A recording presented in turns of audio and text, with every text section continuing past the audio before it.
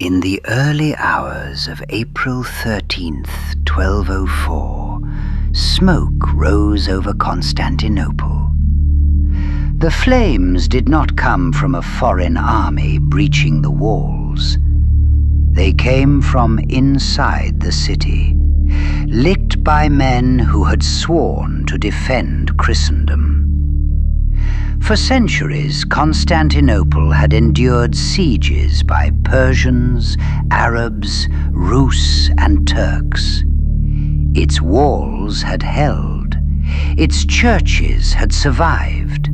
Yet the most destructive blow in its history would not be delivered by an external enemy. It would come from a crusade diverted. The Fourth Crusade began with a stated goal: the recovery of Jerusalem.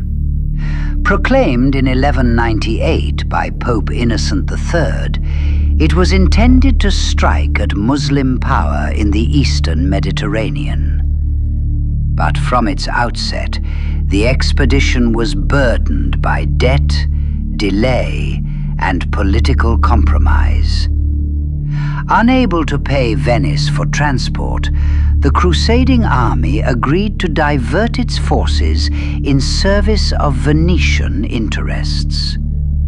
The crusade attacked the Christian city of Zara in 1202, an act condemned by the Pope himself.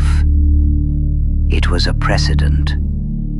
The boundary between sacred mission and political expediency had already blurred. In 1203, the crusade turned toward Constantinople. The reason was dynastic.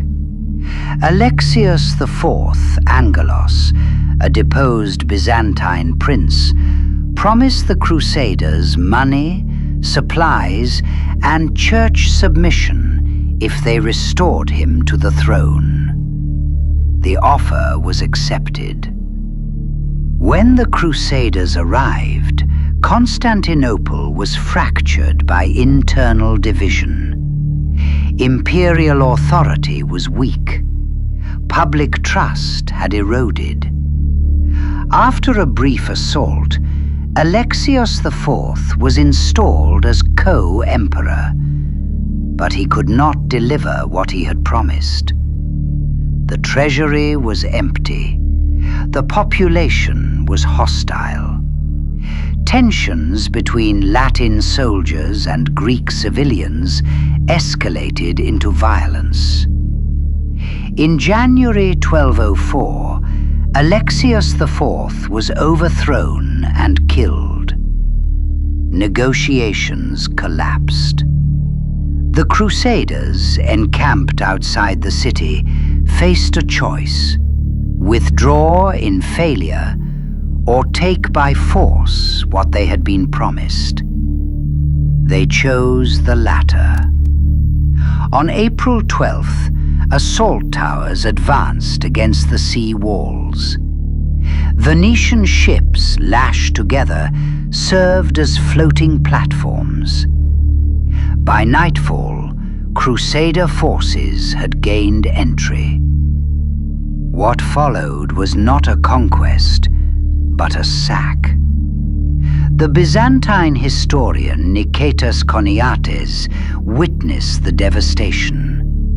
He wrote that the invaders behaved like enemies who had never known mercy, describing churches stripped bare and homes emptied. Relics were seized, icons were shattered. The Hagia Sophia, the greatest church in Christendom, was desecrated. The destruction was systematic. Libraries were burned. Bronze statues, some dating to antiquity, were melted down for coin. Sacred vessels were divided as spoils. Choniates recorded that even the sarcophagi of the emperors were opened, their contents scattered.